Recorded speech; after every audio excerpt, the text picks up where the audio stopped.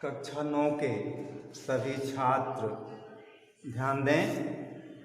आज एक बार फिर आपका ऑनलाइन क्लास में स्वागत है। प्यारे बच्चों, आपको हम ओम प्रकाश हिंदी अध्यापक जनता इंटर कॉलेज महरुआ गोला आपको 7वें दोहा तक व्याख्या, संदर्भ, प्रसंग और काव्य सौंदर्य पढ़ा दिए थे। आज हम 8वें दोहे से 10वें तक पढ़ाएंगे 3 दोहा।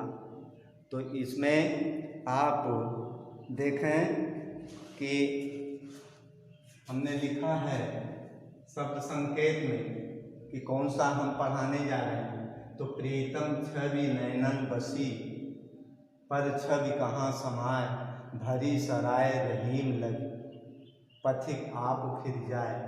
यहाँ से लेकर के कदली सीप भुजंग मुख, स्वाति एक गुण 3, जैसी संगत बैठे तय सोई फल दीन। यहाँ तक हम आपको बताएंगे। तो इसका थोड़ा सा हम शब्दार्थ लिख दिए हैं, जो कठिन शब्द हैं उनके माने। तो प्रीतम का मतलब होता है प्रिय, छवि माने सुंदरता, सराय माने यात्रियों के ठहरने का स्थान, पथिक माने राही या राहगीर, तोड़ो माने तोड़ो, चटकाए माने झटक कर, जुड़े माने जुड़ने पर, और कदली माने केला, भुजंग माने सर्प, स्वाति एक नक्षत्र का नाम है स्वाति नक्षत्र, तैसोई माने पैसा ही, और दीन माने देता है। तो प्यारे बच्चों, यह आपका शब्दार्थ था। संदर्भ के लिए आप वैसे ही जैसे पहले लिखे हैं उसी तरह लिखेंगे। प्रसंग में आप थोड़ा सा देख लें कि इसमें किस चीज़ का वर्णन किया गया है। तो 8वें दोहे में, प्रस्तुत दोहे में रहीम दास जी ईश्वर रूपी प्रियतम के मिल जाने पर अन्य वस्तुओं से प्रेम या मोह, ममता, लालच छूट जाता है का वर्णन किया है। तो इसकी व्याख्या देखें। रहीम दास जी कहते हैं, प्रीतम छवि नयनन बसी, जब मेरे नेत्रों में ईश्वर रूपी प्रियतम का सुंदर रूप समाया हुआ है, तो किसी अन्य की सुंदरता आँखों के लिए या आँखों में रुकने के लिए कोई स्थान नहीं है। यानी जो मेरा प्रिय है, जो मेरी आंखों में बस गया है, मेरे हृदय में समा गया है, तो उसके बदले किसी दूसरे के लिए रहने का स्थान नहीं है। जिस प्रकार भरी सराय, जिस प्रकार से यात्रियों के बैठने का जो स्थान होता है, यह स्थान कहाँ होता है? बस स्टेशन पर, रेलवे स्टेशन पर, वहाँ सराय प्रतीक्षालय बना होता है। जब गाड़ी विलंब से आने को होती है तो सारे यात्री उसी में बैठ करके विश्राम करते हैं, अपने वाहन, अपनी गाड़ी के आने का इंतजार करते हैं। तो जिस प्रकार सराय को यात्रियों से भरा हुआ देखकर राही स्वयं, पथिक आप फिर जाए, राही स्वयं वापस हो जाता है, उसी प्रकार नेत्रों में खाली स्थान ना पाकर अन्य छवि, अन्य की सुंदरता वापस चली जाती है। आशय यह है कि हृदय में ईश्वर की भक्ति उत्पन्न हो जाने पर, यानी हमारे आपके मन में अगर ईश्वर के प्रति अनुराग, प्रेम, भक्ति उत्पन्न हो जाए तो अन्य मोह, माया, ममता, लालच अपने आप समाप्त हो जाते हैं। प्यारे बच्चों, एक बार फिर से देखें व्याख्या। रहीम दास जी कहते हैं कि जब मेरे नेत्रों में ईश्वर रूपी प्रियतम का रूप समाया हुआ है, बस गया है, तो सौंदर्यमयी रूप को पाने के पश्चात मेरे आंखों में दूसरे के लिए या दूसरे की सुंदरता बसने के लिए कोई स्थान नहीं है। जिस प्रकार सराय को यात्रियों से भरा हुआ देख करके राहगीर उसमें स्थान ना पाकर स्वयं अपने आप वापस चला जाता है, उसी प्रकार नेत्रों में खाली स्थान न पाकर सुंदरता, किसी अन्य की सुंदरता वापस चली जाएगी। आशय यह है कि ईश्वर का हृदय में अगर वास हो गया है तो अन्य किसी मोह माया ममता लालच का कोई स्थान नहीं रह जाता है, वह अपने आप समाप्त हो जाता है। अगला है रहीमन धागा प्रेम का मत तोड़ेउ चटकाए, टूटे से फिर ना जुड़े जुड़े गांठ पर जाए।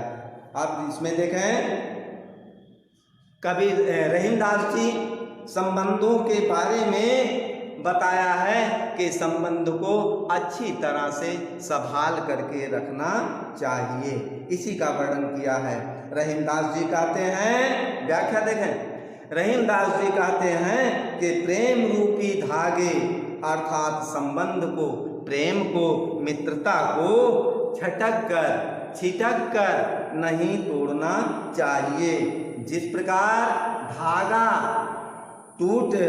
एक बार टूट जाने पर पुनः जुड़ता नहीं है, यदि जुड़ता भी है तो उसमें गांठ पड़ जाता है, उसी प्रकार प्रेम संबंध मित्रता की एक बार अगर टूट हो जाए तो फिर वह जुड़ता नहीं है, अगर जुड़ता है तो उसमें दरार पड़ा रह जाता है, अर्थात उनमें पहले जैसी बात नहीं रह जाती है।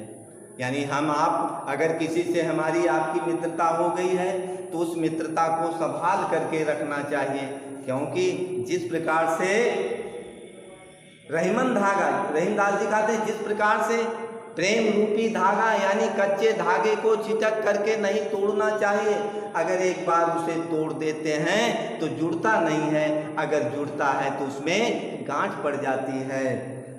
तो इस प्रकार से हमें प्रेम को भी संभाल करके रखना चाहिए, एक बार टूट जाने पर पुनः वो जुड़ता नहीं है, अगर जुड़ता भी है तो अंतर अवश्य आ जाता है, उसमें दरार अवश्य पड़ जाता है, इसलिए उनमें पहले जैसी बात नहीं रह जाती है। तो हमें प्रेम को संभाल करके रखना चाहिए, उसे छिटक करके तोड़ना नहीं चाहिए। अगला है कदली सीप भुजंग मुख स्वाति एक गुण तीन, जैसी संगत बैठिए तय सोई फल दीन।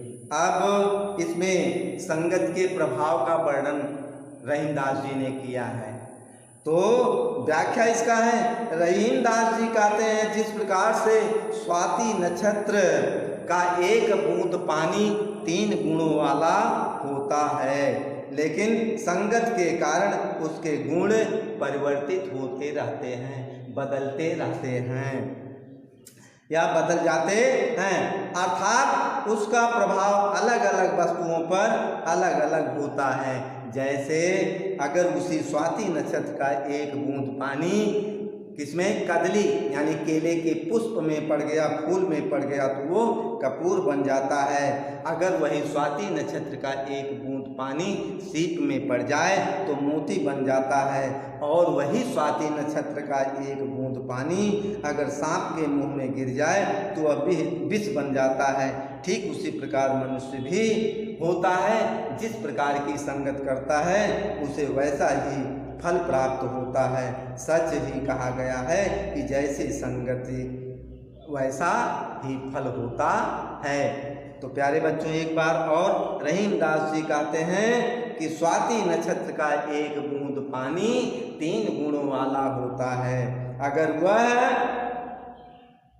केले के फूल में अगर पड़ गया तो वो कपूर बन जाता है, वही स्वाति नक्षत्र का एक बूंद पानी अगर सीप में पड़ जाए तो वह मोती बन जाता है। वही स्वाति नक्षत्र का एक बूंद पानी अगर सर्प के मुंह में पड़ जाए तो वो विष बन जाता है। ठीक उसी प्रकार से मनुष्य भी जिस प्रकार की संगत करता है उसे वैसा ही प्रभाव पड़ता है या उसी प्रकार से उसे फल प्राप्त होता है। ऐसा ठीक ही कहा गया है कि जैसी संगति वैसा ही फल प्राप्त होता है। तो प्यारे बच्चों, ये व्याख्या था, लेकिन इन सब का अलग अलग हमने काव्य सौंदर्य लिख दिया है। काव्य सौंदर्य में देख लें 8वें में रहेगा भाषा ब्रज भाषा, शैली मुक्तक शैली, गुण प्रसाद गुण, रस शांत रहेगा, छंद दोहा छंद रहेगा, अलंकार में दृष्टांत यानी एक आपको दृष्टांत दिया गया है, मार्गदर्शन कराया गया है। और 9वें में भाषा वही ब्रज भाषा, शैली मुक्तक, गुण प्रसाद, रस शांत और छंद दोहा छंद, अलंकार पुनरुक्त प्रकाश और रूपक है। तो यानी 9वें में ज्यों ज्यों आया है जुरे जुरे लिखा है, तो जुरे जुरे में 2 बार इसकी पुनरावृत्ति होने से पुनरुक्त प्रकाश हो गया है। और 10वां देख लें भाषा ब्रज भाषा, शैली मुक्तक शैली, गुण प्रसाद गुण, रस शांत है, छंद दोहा है, अलंकार में उदाहरण, क्योंकि मनुष्य का संगत कदली सर्प और सीप से की गई है। तो प्यारे बच्चों, आज बस इतना ही। अगर किसी प्रकार की कोई समस्या हो तो हमारे मोबाइल नंबर पर संपर्क करके आप अपनी समस्या का निदान कर सकते हैं।